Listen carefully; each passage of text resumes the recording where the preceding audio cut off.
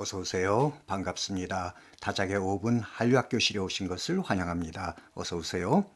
오늘은 제16강 드라마를 메인스트림으로 한 1차 한류시대 마지막 제3부 한류의 확산 시기, 절정, 위기에 관한 이야기를 나누는 시간입니다.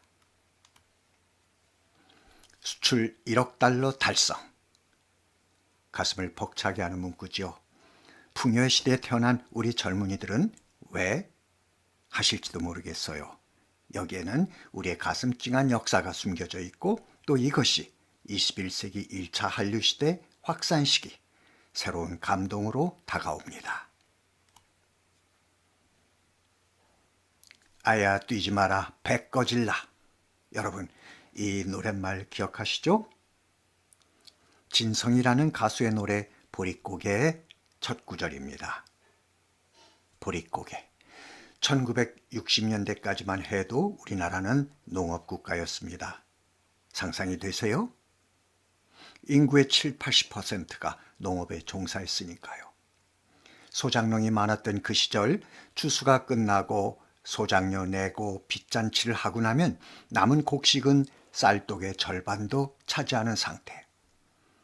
이것으로 이듬해 초여름 보리 수확을 할 때까지 아이들과 먹고 살아야 하는데 이것이 불가능하니까 촉은 목피, 풀뿌리와 나무 껍질로 끼니를 때워야 했던 것이죠.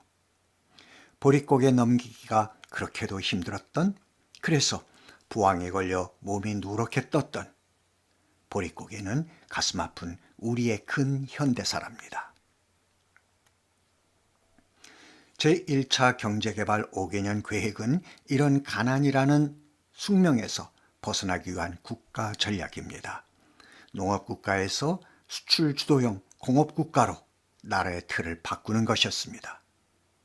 수출 지상주의를 표방합니다. 1962년 시작된 1차 경제개발 5개년 계획은 서서히 성과를 내기 시작했고 1964년 8월 국무회의는 수출 1억 달러를 넘는 그날을 수출의 날로 정할 것을 의결합니다. 정부가 가능성을 읽었던 것이죠. 마침내 그해 11월 30일 1억 달러 수출을 넘어섰습니다. 가난에서 벗어날 수 있다는 기쁨과 희망을 쏘아올린 것이죠. 수출 1억 달러는 우리에게 이런 의미를 갖습니다. 그로부터 40여 년이 흐른 2005년, 마침내 드라마 수출 1억 달러를 달성합니다.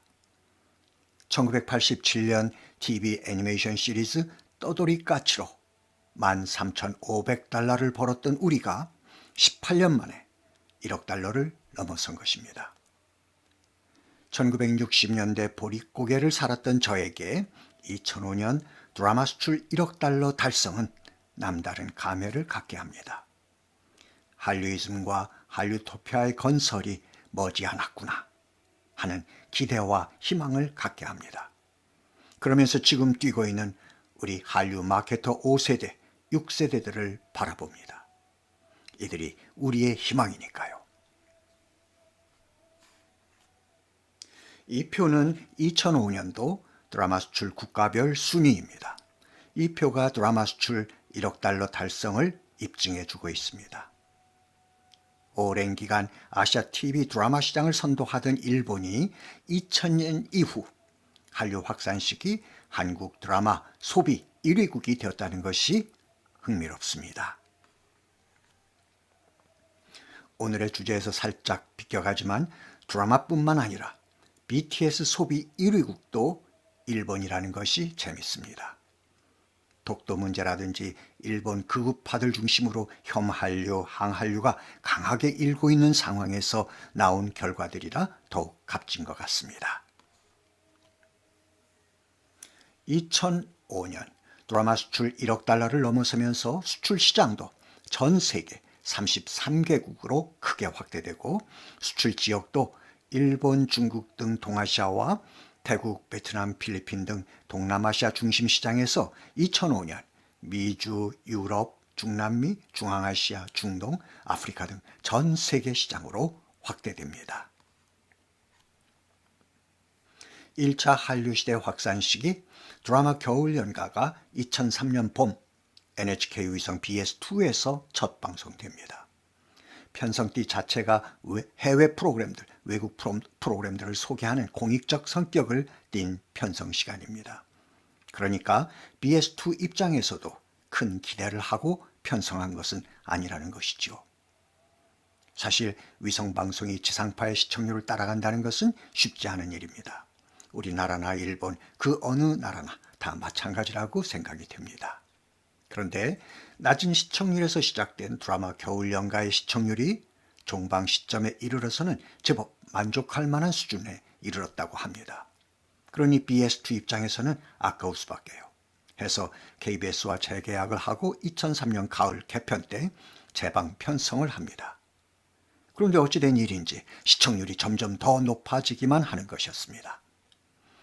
2004년 봄 마침내 지상파 NHK가 드라마 겨울연가의 전국 방송을 실시합니다.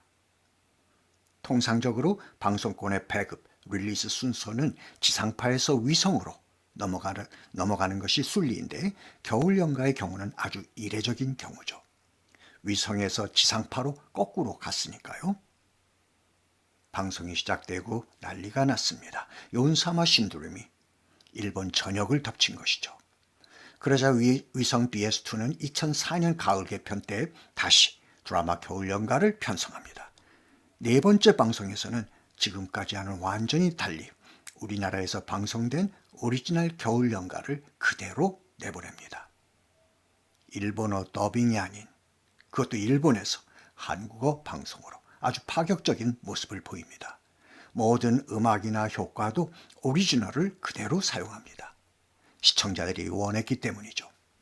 일본의 젊은 시청자들은 한국에서 겨울연가가 방송될 때 인터넷을 통해 이미 시청을 했던 것입니다. 그런데 일본에서 방송되는 겨울연가를 보니 뭔가 좀 이상했던 것입니다. 왜냐하면 수출할 때 저작권이 클리어되지 못한 음악의 경우 일본 방송사에서 자체적으로 클리어한 다른 음악으로 교체해서 방송을 내보내거든요.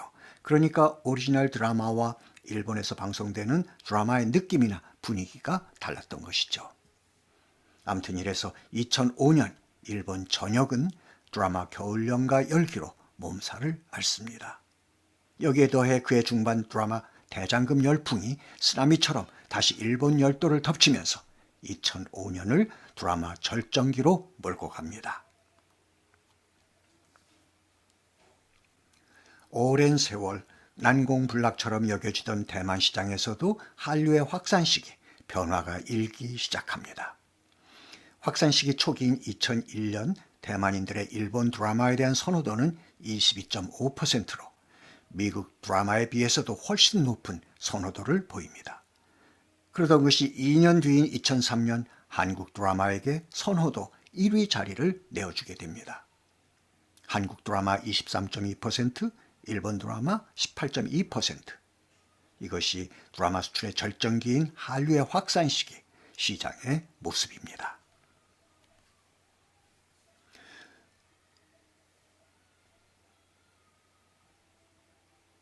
한드 절정기의 또 다른 표징은 수출 드라마 장르가 운하 할인율이 높은 사극으로까지 확대된다는 것입니다.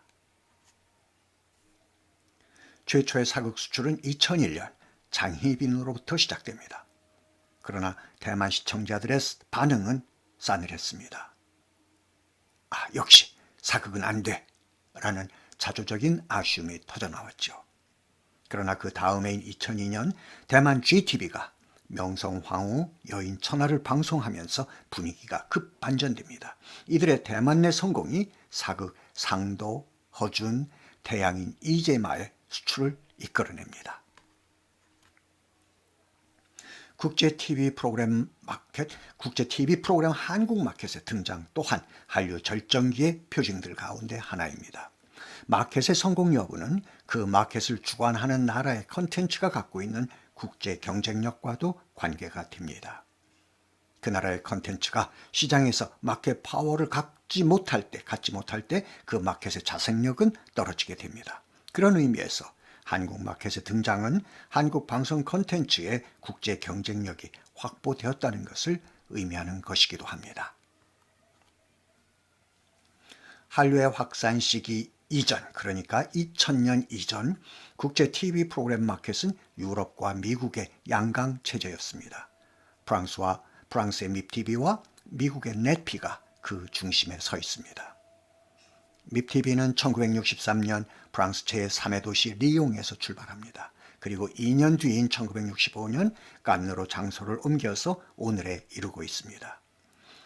넷피는 1964년 미국 내 TV 방송사 편성 책임자 중심의 컨퍼런스를 출발합니다. 일종의 내수용 도메스틱 마켓이었죠. 그러다가 1980년 지금의 형태인 인터내셔널 마켓으로 변신을 합니다. 그럼 1980년 넷피는 왜 내수용 시장에서 국제 TV 프로그램 마켓으로 성격을 전환하게 됐을까요? 첫째는 아시아 시장의 구매력이 커졌기 때문입니다. 그 시기 아시아 경제는 4마리 용을 중심으로 급성장을 하는 시기였습니다. 둘째는 아시아 시장을 놓고 앞으로 펼쳐지게 될 유럽세와의 시장 확대 경쟁에 대비하기 위한 것으로 볼 수 있습니다.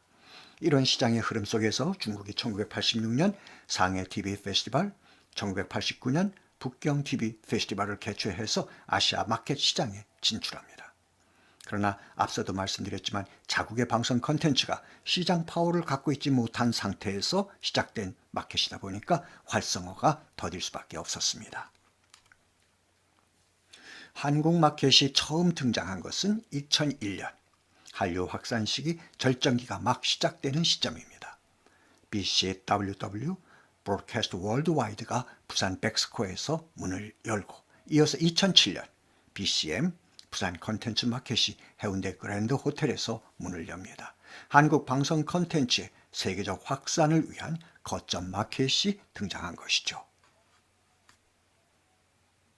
한류 절정기의 또 다른 표징은 우리나라가 영원할 것만 같았던 문화 수입국에서 문화 수출국으로 대전환을 이루어냈다는 것입니다. 2002년 마침내 수출이 수입을 넘어섰다는 것입니다. 수출 2,880만 달러, 수입 2,510만 달러, 370만 달러의 출처를 기록한 것입니다. 지금 시점에서 보면 이까짓 것 하실 수도 있을 겁니다. 가장 최근 집계인 2020년 방송 컨텐츠 수출입 통계를 보면 수출 6억 9,279만 달러, 수입 6,096만 9천 달러, 출처가 6억 3,182만 달러니까요. 그러나 그 시점에서 370만 달러의 출처를 이루어냈다는 것은 역사적 사건입니다. 절정은 위기를 동반한다. 그래서 잘 나갈 때 더 조심해야 하고 물 들어올 때 더 열심히 노를 저어야 한다는 것이죠. 이 표는 2005년 연합뉴스가 한류 5년 안에 끝난다는 제하의 기사에서 근거로 제시한 자료입니다.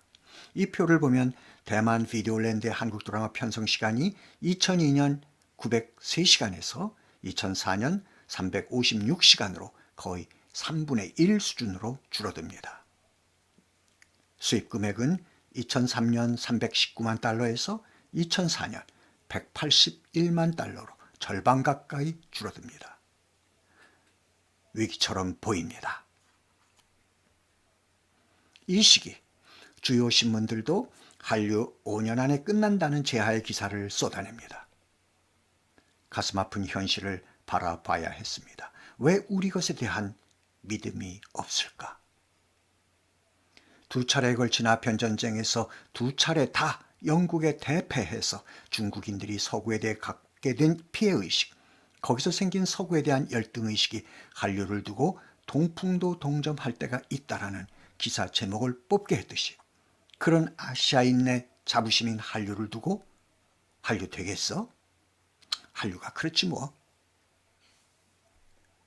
두려움 없이 자라온 우리 당당한 젊은 세대들에게 기대를 걸어봅니다.